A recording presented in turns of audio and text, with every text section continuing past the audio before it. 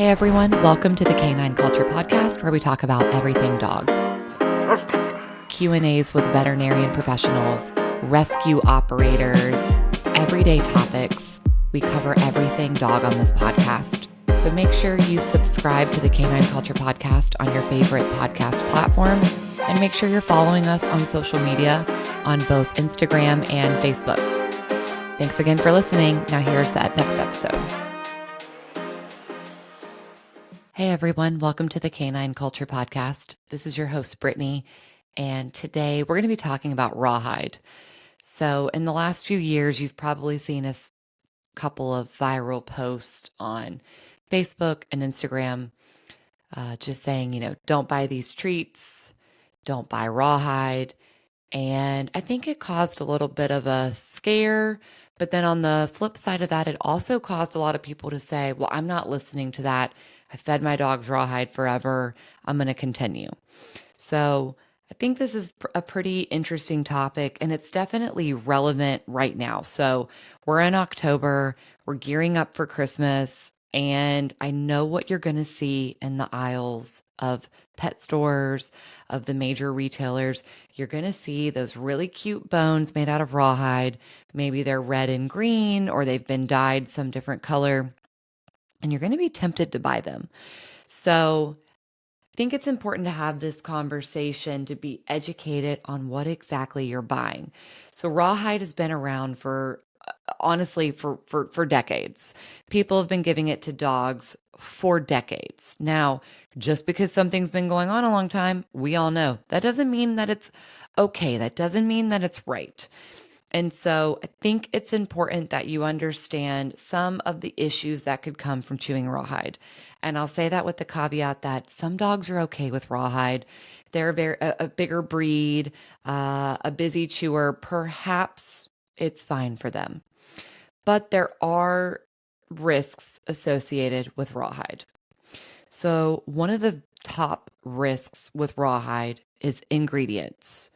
And this honestly could range from the ingredients in and of themselves, the lack of oversight over these ingredients, some of the toxicities, the processing manners. And so there's a lot that comes within this umbrella of ingredients. So one of the biggest considerations is that all Rawhide is made different.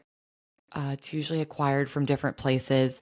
And I think you've probably noticed it's actually kind of rare to find Rawhide made in the United States. So most of the Rawhide you're seeing on shelves is made in China. It's the leftovers from a slaughterhouse.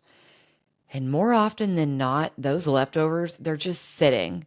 They're sitting for days, maybe they're sitting for weeks. I've seen claims that some of that just sits there for up to 4 weeks.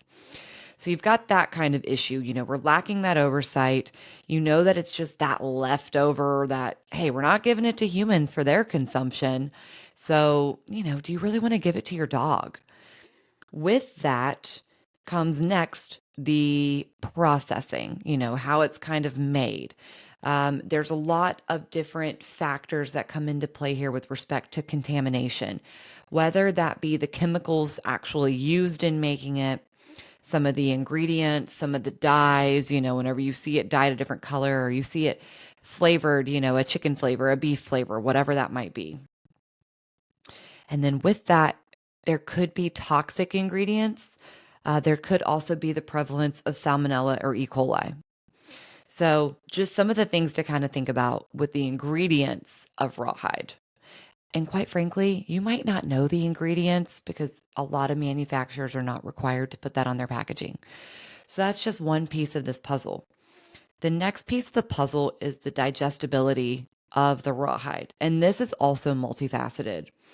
So one issue with digestion is that for a lot of dogs, it can be an irritant because of the chemicals that are in it. So if you ever, you give your dog Rawhide, let's say you're going to keep giving it to them.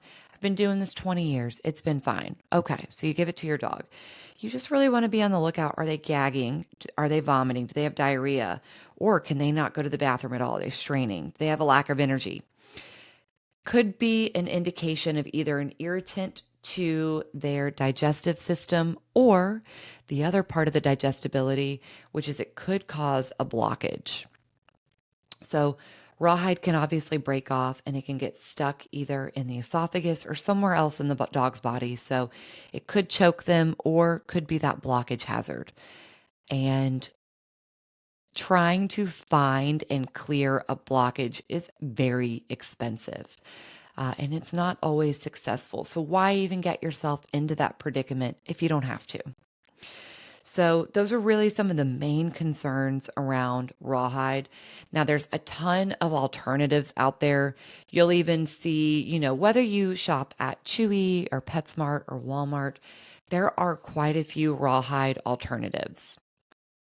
So that is an option.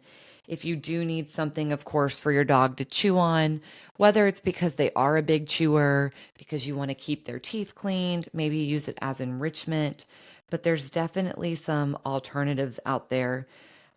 Personally, some of the alternatives that I use, and these aren't really thought of as traditional alternatives, but I like to give my dogs carrots. They're good for them. They're very easy to chew. My dogs love them. They're small dogs, so they're slow chewers, but I've heard of people using the bigger carrots and actually freezing them. So that's kind of an option, if you will, if you're looking for something that your dog can chew on and it's natural, and honestly pretty inexpensive. You can get a big bag of carrots for a pretty low cost. So I would love to hear from you guys on your thoughts on rawhide, maybe some of the alternatives you're using for your dogs. And otherwise, guys, just thank you for tuning in. As always, if you want to get in touch with us, please send us an email at canineculturepodcast@gmail.com. Make sure you're following us on social media. We're on Instagram, Facebook, and TikTok. And then also subscribe and like the podcast on your favorite podcast platform. See you guys next week. Thank you for tuning in to the Canine Culture Podcast. Please make sure you subscribe to the Canine Culture Podcast on your favorite podcast platform, and make sure you're following us on social media. If you have any recommendations, any topics that you'd like to hear, if you know of any guests that would be good for the show, or if you yourself want to be a guest, please reach out to us. Send us an email at canineculturepodcast@gmail.com or send us a direct message on social media. Thank you for listening, and please share this with any of your dog-loving friends.